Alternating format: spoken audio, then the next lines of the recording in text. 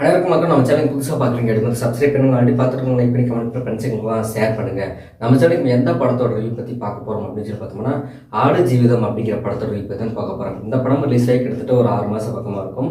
வந்து மலையாளத்தில் இருந்து எடுத்து தமிழில் ரிலீஸ் பண்ண ஒரு படம் தான். தேட்டருக்களாக தமிழில் நிறையவே சக்ஸஸ்ஃபுல்லாக ஓடிச்சு இந்த படம். ஏன்னா தமிழில் வந்து தமிழ் படங்களோட மலையாள படங்கள் தான் அதிகமாக ஓடுது. சரி, இந்த படத்தில் யாரெல்லாம் நடிச்சிருக்காங்க அப்படின்னு பார்க்கும்போது நம்ம பிருத்திவிராஜ் சார் தான் லீட் அவுட் பண்ணியிருக்காரு. இவங்க கூட அமலாபால் நடிச்சிருக்காங்க. மற்ற ஆர்டிஸ்ட்லாம் எனக்கு தெரியாது, அதனால கோச்சிக்காதீங்க. இந்த படத்தோட டியூரேஷன் டைம் அப்படின்னு எடுத்துட்டோம்னா 3 மணி நேரம் தான் இந்த படத்தோட டியூரேஷன் டைமு. இதை தாண்டி இந்த படத்தோட டியூரேஷன் டைம் 3 மணி நேரம். பிருத்திவிராஜ் சார் தான் இந்த படத்தோட ப்ரொடியூசருமே கூட, ஹீரோவும் அவருமே. சரி, இந்த படத்தோட கதை என்ன அப்படின்னு பார்க்குறதுக்கு முன்னாடி இது எந்த ஓடிடியில் ரிலீஸ் ஆச்சு அப்படின்னு பார்த்தோம்னா, நெட்ஃப்ளிக்ஸ் ஓடிடியில் தான் போன வாரம் ரிலீஸ் பண்ணியிருந்தாங்க. நான் பார்த்துட்டேன், எனக்கு கொஞ்சம் டைம் கிடைக்கல அப்படின்னால இப்போ தான் ரிவ்யூ பார்க்குறேன். கோச்சிக்காதீங்க. சரி, ஓகே. அதேமாதிரி அந்த படத்தோட கதை என்ன அப்படின்னு பார்த்தோம்னா, நம்ம ஹீரோ வந்து ஊருக்குள்ளே அந்த மணநெல்லி போகிறது அப்படிங்கிற மாதிரி கேரளாவில் வாழ்ந்துட்டு இருக்காரு. பட் இது வந்து அரபி போனால் பாஸ்போர்ட் போகணும், அரபி போனால் நிறைய சம்பாதிக்கலாம். நம்ம இங்கே 2 வருஷம் சம்பாதிக்கிறது அங்கே நம்ம 2 வருஷம் சம்பாதிக்கலாம். பட் இருந்தாலும் அங்கே போகிறது நம்ம பாஸ்புக் வேணும். அப்படிங்கிறப்போ அதுக்காக வந்து அவர் நிறைய வீட்டில் அடமானம் வச்சு கடன் வாங்கி இங்கேருந்து அரபிக்கு வந்து ஃப்ளைட் மூலமாக போகிறாரு.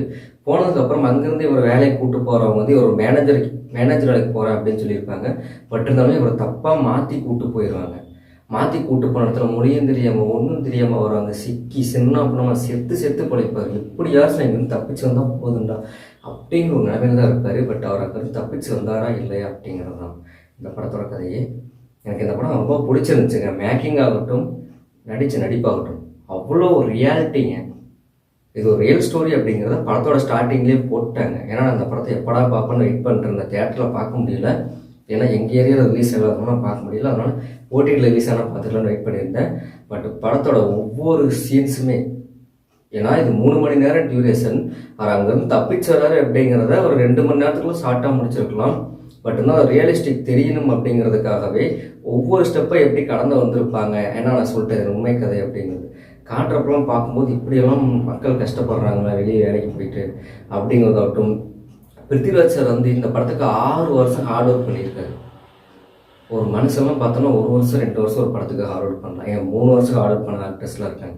பட் 6 வருஷம் இந்த படத்துக்கு ஹார்ட் ஒர்க் பண்ணி ராஜஸ்தானில் சரியான வெயில், கிராஃபிக்ஸில் இல்லை ஒரிஜினலாக அந்த இடத்துல எடுத்து ஆடுகளாக கிராஃபிக்ஸில் நம்ம ஒரிஜினல் ஆடுகளையும் நடிக்க வச்சு அந்த ஆட்டுக்கூடயே அவரு வாழ்ந்து உடம்பை ஏற்றி இழைச்சி பாப்பா ஒரு படத்துக்காக எவ்வளோ ஹார்ட் ஒர்க் பண்ணுவாங்களா. அமலாபால் நடிச்சிருக்காங்க. அவங்களுமே வந்து சில 2 பாடல் காட்சியில் வருவாங்க. ஒரு குடும்பம் அப்படின்னு வரும்போது அந்த சில காட்சிகள் மட்டுமே தான் இருப்பாங்க. பட் தான் ரொமான்ஸில் பின்னி பிச்சு எடுத்துட்டாங்க. லிப்லாக் சீன்லாம் பார்த்தோன்னா தண்ணியில் லிப்லாக் சீன் அப்படி இப்படின்னு சொல்லிட்டு அது ஒரு தலைவர் இப்படி கஷ்டப்பட்டார் அப்படிங்கிறது அப்படி கொஞ்சம் ஜாலியாக இருக்கணும் அப்படிங்கிற அந்த சீன் வச்ச மாதிரி இருந்துச்சு. பட் அவங்களுமே கொடுத்த கேரக்டர் கரெக்டாக பண்ணியிருக்காங்க. இதுலேயுமே சொல்லப்போனால் இவங்களை காப்பாற்றுறதுக்கு ஒரு அரேபியர் ஒருத்தர் வருவார். அவரும் நிறைய பேர் தான் நடிச்சிருப்பாங்க நினைக்கிறேன். நான் சில படங்களை பார்த்ததில்ல. அவரையுமே பார்த்தோம்னா ரொம்ப ஒரு டென்ஷனாக இவங்களை கடக்கிறதுக்கு கையை தூக்கி இழுத்துட்டு வரதாகட்டும், காலை பிடிச்சி இழுக்கிறதாகட்டும், அந்த பாம்பு கடிச்சு அந்த ஒரு சீன் ஆகட்டுமே, சடனில் ஒரு சூறாவளி வரும். அந்த சூறாவளி வர்றப்பெல்லாம் வந்து தோலில் தூக்கி போட்டு ஓடிட்டு வருவார். இப்படி தூக்கிட்டு வந்து தண்ணி ராஜஸ்தான் அப்படிங்கிற அங்கே ஒரு பாலைவனம் தான். பட் அந்த பாலைவனத்தில் தண்ணி இல்லாமல் எப்படியெல்லாம் கஷ்டப்பட்டுருப்போம் அப்படிங்கும்போது நம்மளுக்கு ஈஸியாக கிடைக்கிற தண்ணி நம்ம எப்படியெல்லாம் வேஸ்ட் பண்ணுறோம், பாடுற தண்ணிக்காக எவ்வளோ கஷ்டப்படுறோம் அப்படிங்கிற மாதிரிலாம் எனக்குமே தோணுச்சு. பட் இந்த படத்தை பற்றி நான் பாசிட்டிவ் சொன்னால் சொல்லிட்டே போகலாம். ஆனால் அவங்க கிளைமேக்ஸ் சொன்ன விதம் அப்படின்னு பார்த்துட்டோம்னா, அது நீங்கள் படம் பார்த்தீங்கன்னா தெரியும். ஆல்ரெடி இந்த படத்தை எல்லாருமே பார்த்துருப்பீங்க. நான் தான் லேட்டுன்னு நினைக்கிறேன். படம் பார்த்துருந்தேன் எப்படி இருந்துச்சு அப்படிங்கிறது கீழே கமெண்ட்டில் பதிவு பண்ணுங்கள். மீண்டும் அடுத்த வீடியோவில் சந்திக்கும் முறை அனைவரோட நன்றி.